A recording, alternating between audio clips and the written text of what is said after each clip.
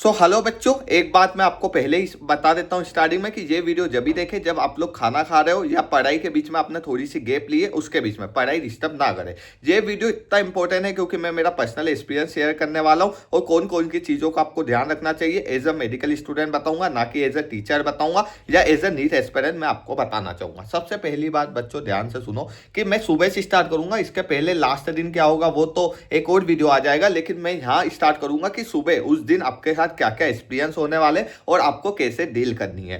पूरा रियलिस्टिक होगा, आपको होने वाला है 101%। ये चीज फील होने वाले। पहली बार फ्रेशर और ड्रॉपर्स में डिफरेंस होता है। फ्रेशर थोड़े से कम पैनिक करेंगे और ड्रॉपर थोड़े ज्यादा पैनिक करेंगे, मतलब थोड़े क्या बहुत ज्यादा पैनिक करेंगे। ठीक है, तो पैनिक होगा। ठीक है, सुबह जैसे ही आपकी नींद खुलेगी, पहली बात आपको पूरी रात नींद नहीं आएगी, अगर आएगी भी तो मिनिमम 3 से 4 घंटे आएगी। सुबह से नींद नहीं आएगी आपको और सुबह से आप थोड़े से पैनिक होना चालू कर दोगे। तो अगर आपकी नींद जल्दी खुल जाती है, अप्रोक्सीमेटली 6-7 बजे खुल जाती है, तो आपके पास दो ऑप्शन है। या तो आप बढ़िया से नहा धो के मंदिर जाइए, या तो फिर थोड़ा सा जो आपने सुबह से रिवीजन करने को सोचा था फॉर्मूला रिवाइज करिए। ओवर थिंकिंग इस मोमेंट पे नहीं करनी है और कोई भी कहे कि किताब मत उठाइए, उठा लीजिए, कोई दिक्कत नहीं है। किताब से उठाने से कोई दिक्कत नहीं है। अगर आपके पास टाइम बचा है तो आप फालतू ओवर थिंकिंग में वेस्ट करोगे, इससे अच्छा फॉर्मूला उस मोमेंट पे हम रिवाइज करके जाए। ठीक है, आप सुबह से आपका मन कुछ भी खाने का नहीं होगा, दैट्स द रियलिस्टिक। कुछ भी खाने का नहीं मन होगा, ना किसी से बात करने का मन होगा, ना मत करो बात, कोई दिक्कत नहीं है। नहीं कुछ खाने का मन हो रहा है तो दही रोटी वगैरह तो खा के जाना, मतलब दही तो खा के ही जाना क्योंकि अभी गर्मी भी बहुत ज्यादा पड़ रही, और 2 रोटी तो मिनिमम खा के जाना ताकि आप में एनर्जी हो। और बाकी ऐसी कोई दिक्कत नहीं है कि एनर्जी नहीं रहेगी, 2 रोटी खा लोगे इज सफिशियंट। एक केला खा के चले जाना, बाकी इससे ज्यादा नहीं खाना है, हेवी नहीं खाना है। और तुमको पता है कि ग्लूकोनियोजेनेसिस वगैरह स्ट्रेस में सब चालू हो जाता है, तो ग्लूकोज लेवल वहां पे मेंटेन रहेगा। ठीक है, ये चीज आपने 2 पॉइंट नोटिस कर लिए होंगे कि सुबह कुछ खा के जाना है। पैनिक होगा, अगर पैनिक ओवर थिंकिंग नहीं करनी है, वहां पे फॉर्मूले वगैरह रिवाइज करना चालू कर देना। लेकिन एक चीज का ध्यान रखो, ऑटो वगैरह में किधर जा रहे हो और अगर फैमिली वाले अगर आपके साथ है तो बहुत बेटर है, उनसे बात करते जाओ। घर पे अगर नहीं है तो उनसे कॉल वगैरह पे कनेक्ट होकर बात करते जाओ। तीसरी इंपॉर्टेंट बात है कि सेंटर में एक दिन पहले ही आपको सजेशन सब लोग दे देते हैं कि सेंटर एक बार पहले ही देख के आ जाना, तो बिल्कुल देख के आना है आपका सेंटर, अगर आपको नहीं पता तो। और पता भी है तो अगर नई जगह है कि नया सेंटर मिला, नई जगह, तो वहां पे गार्ड भैया होते हैं, उनसे पूछ लो कि कल ये नीट के सेंटर के लिए है कि नहीं है। क्योंकि मेरी सिचुएशन मुझे इंदौर में मिला था और इंदौर में मेरे को जो स्कूल मिली थी, मैं वहां पे पूछा, मैं यही सोचता था कि कोई इंसान कैसे लेट हो सकता है, जिसने पूरे 2 साल मेहनत की हो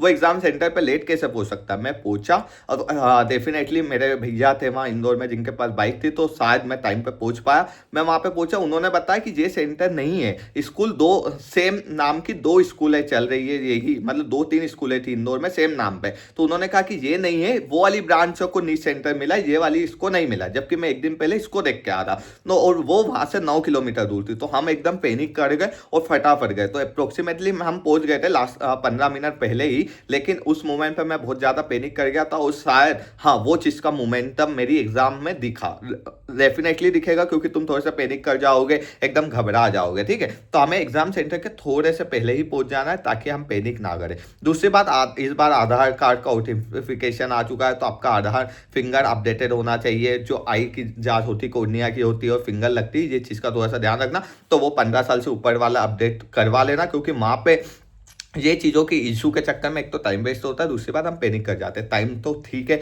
कि टाइम तुम मेंटेन कर लोगे, 5 मिनट कम भी मिलेंगे, लेकिन जो उसके चक्कर में मोमेंटम बिगड़ता है ना, वो बहुत तगड़ा वाला मोमेंटम बिगड़ता है। तीसरी बात है बच्चों कि वहां जैसे ही जाओगे वो टाइम गैप बचेगी, मतलब 1-1.5 घंटे की टाइम गैप बचेगी, जिसमें सिर्फ आपको बैठना है, कुछ भी नहीं करना, बस सोचना है, सोना है, जो भी करना है। अब यहाँ पे 3 कैटेगरी के बच्चे रहेंगे। एक कैटेगरी के बच्चे रहेंगे जो सिर्फ टाइम पास करना है, जो सिर्फ एग्जाम का एक्सपीरियंस देने आए, या तो उनको ऐसा कोई मतलब नहीं है, क्वालिफाई करेंगे, रशिया चले जाएंगे, फॉरेन चले जाएंगे, जो भी उनकी थिंकिंग है, एनआरआई वगैरह ले लेंगे। तो आप लोगों को वो बच्चों पे फोकस नहीं करना है। कुछ बच्चे रहेंगे जो हेड डाउन वगैरह करके लेट जाएंगे क्योंकि उनको घबराहट हो रही। तो ये सिचुएशन में मैं जेन्युइनली मेरा ओपिनियन दूंगा कि आप जिनको भी मानते हो, जैसे मैं गायत्री माता को मानता था तो मैं ओम भूर्भुवस्सुः वरेण्यम पूरा रिपीटले बोल रहा था, हनुमान चालीसा बोल रहा था। तो ये चीजें ट्राई करनी उस मोमेंट पे। ये नहीं सोचना है कि ये टॉपिक की ये लाइन पे क्या लिखा है, क्योंकि अगर तुम सोच भी रहे हो कि ये लाइन पे क्या लिखा है तो डेफिनेटली 99% प्रोबेबिलिटी है कि वो क्वेश्चन नहीं आएगा, और अगर आएगा भी तो उसके ऑप्शन ऐसे आएंगे कि वो आंसर तुम्हारे से बन जाएगा। तो वहां पे पढ़ाई के बारे में बिल्कुल नहीं सोचना। जिनका नाम लेना है नाम ले लो, आंखें बंद करके मेडिटेट करना चालू कर दो, या तो ये सोचो कि आप डॉक्टर बनने ही वाले। ये चीज का एक थोड़ा सा ट्रिकिकली तुम्हें याद रखनी है चीजें। ये मेरे पर्सनल एक्सपीरियंस से बता रहा हूँ। उस मोमेंटम, वो वाला मोमेंट सबसे खराब होता है, क्योंकि एग्जाम जैसे ही चालू होगी उसके बाद तो लगभग 15-20 मिनट में ही तुम्हें लगेगा 3 घंटे खत्म हो गए। उसके बाद तो तुम्हें ऐसा ओवर थिंकिंग का टाइम ही नहीं मिलेगा, ठीक है। तो उस मोमेंटम तुम्हारा एकदम मेंटेन रहेगा। तो ये वाले मोमेंटम पे ब्रेक नहीं लेना है, हेड डाउन करना है कर लो, लेकिन एग्जाम के पहले ही मुंह धो के आ जाना। ज्यादा ऐसा पानी वानी मत पीना कि वॉशरूम जा रहे, क्योंकि टाइम बहुत वेस्ट होता है। अब इसके बाद एक जेन्युइनली ओपिनियन ध्यान से सुन लो कि बार बार एग्जामिनर आएंगे, तुम्हें डिस्टर्ब करेंगे, कैमरा वाला आएगा, तुम्हें इधर उधर मुंह करेगा, 2-3 बार फिंगर लगेगी। और उसके पहले एक चीज का ध्यान रखो, जब तुम्हें रोल नंबर वगैरह लिखने को बोले तो अच्छे से लिखना, वहां पे थोड़ी सी गलती मत करना, क्योंकि वहां पे भी गलती होती है तो मोमेंटम बिगड़ जाता है। हमें हमेशा डाउट रहता है हमारी चेक होगी कि नहीं होगी, और अगर बिगड़ भी गया 1% बच्चों को हमेशा बिगड़ता है, कोई दिक्कत नहीं है। ओएमआर और जो कॉपी है उसमें नंबर लिखा रहता है, उसके हिसाब से मैच होती है, इससे कोई लेना देना नहीं, तो आपका रिजल्ट डेफिनेटली आएगा। तो ये चीज के लिए पैनिक नहीं करना। अगर बाय लक कुछ हो भी गया, और कुछ तो हो ही जाता है, जो सो नॉर्मल है, क्योंकि वहां पे स्ट्रेस बहुत ज्यादा रहता है। तो ये चीज होगी। एक तीसरी चीज जो मेरे साथ हुई थी, ब्लैकआउट। ब्लैकआउट होगा मतलब ऐसा मान लीजिए कि मेरे को 2 बार ब्लैकआउट हुआ था पूरे 3 घंटे के पेपर में।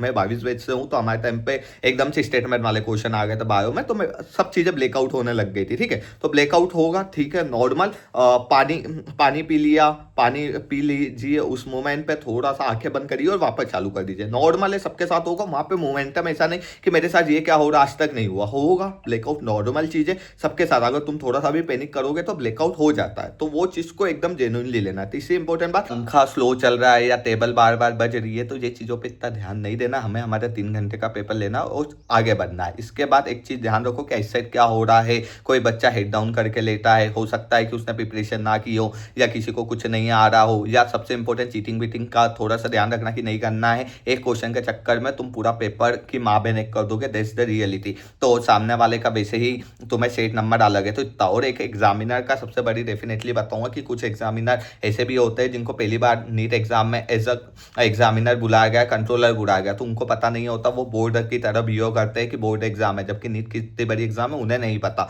तो तुम्हें उनके बीच में भरना नहीं है कि आप बार बार परेशान कर रहे हो, ये कर रहे हो, या उनसे बातचीत कर रहे हो। उनसे कोई ऐसा निष्ठा नाता हमें नहीं जोड़ना है। अब एक सबसे इंपॉर्टेंट बात जो आपके साथ होगी, डेफिनेटली होगी, जिसका मैं बहुत अच्छे से सजेशन कि आपने जैसे कि बनाया कि बायो में को 40 मिनट में करना है, केमिस्ट्री जितनी रहे में भी लास्ट तक फिजिक्स में 1 घंटा बचेगा, और एमआर इस टाइम पे कर देना। ये सब चीज़ें टेम्पररी है, ठीक है। ये चीज़ें माइंड सेट रखना कि वहाँ पे हमें सब कुछ बदलना पड़ता है टाइम के साथ। जैसे मैं बायो लगभग 25 से 30 मिनट में कर देता था, मेरे को मेन एग्जाम में 1 घंटा 20 मिनट लगा था, क्योंकि डेफिनेटली हमारे टाइम पे स्टेटमेंट वाले पहली बार आए थे, ठीक है। तो मैं एकदम पैनिक कर गया, शायद मेरा उसी कारण पेपर बिगड़ा था, क्योंकि मेरे को बायो में ऐसी ग्रिप थी कि मैं 350 355 तो ले आऊंगा, केमिस्ट्री में 140 ले आऊंगा, और फिजिक्स में 100 ले आऊंगा, तो मेरे को एक अच्छी जीएमसी मिल जाएगी।